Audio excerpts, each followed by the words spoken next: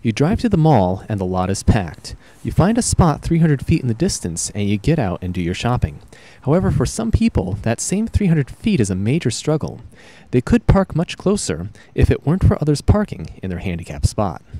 Depending on the size of the parking lot, federal law requires a minimum of 1 to 4% of self-parking be made handicap accessible.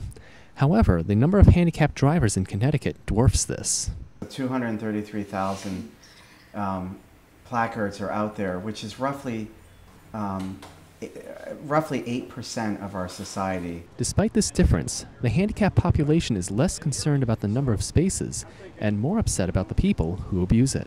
It's difficult when I see someone pull in there and they don't need it, and I see them jump out and run into the store. That's very irritating, especially if it's snowing out or raining out and I'll need that spot. Mark's irritation is justified because handicapped vehicles have special requirements. I drive a modified van, which I love, and I have a ramp that comes out. I jump in the passenger seat, and I have a ramp that comes out, which allows me to get out independently. But I do require at least 6 feet of space. With the ramp is about 2.5 feet, and then with the wheelchair coming down is about 3.5, 4 feet. I need that. So that's why when you see a parking space, when they have those designated lines, you don't park in them. That's because people in wheelchairs need that space to maneuver around. Unfortunately, such parking spaces are not always an option, and handicapped people have no choice but to use a standard parking spot. I know it's mandatory that I need a spot like that. It's not that I can have a regular spot, because if I do park in a regular spot, which happened before, somebody parks right near my ramp. So then how do I get in or out? I don't. I have to wait for that person to come, or there was a few times I had people move my van for me. Legislature is aware of the problem. Unfortunately, the same people who abuse the system are the ones most responsible for any lack of action. We find frequently that people who may be even displaying a proper placard may not have that person who that placard was issued for use for in the vehicle, and they still feel that, you know, they're okay to use that space because they have the placard.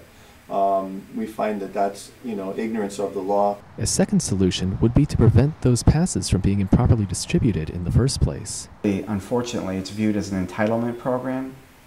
The minute we try to reform it, you have certain groups that will come and lobby typically against the reform because they want to continue their entitlement, even if they're not deserving of it. And so legislators are real skittish about trying to address this issue. Unfortunately, that will not be corrected anytime soon. Well, to eradicate the ridiculousness that people are using these spots is to have doctors be a little bit more realistic when it comes to handing out handicaps. But even when the passes are distributed to people who need them, they still stand to be abused. Then there should be sanctions held against those doctors.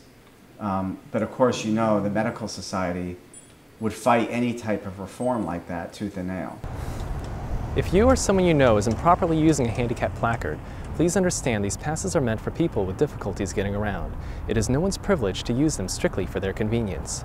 For Connected in Connecticut, I'm Matthew Millville.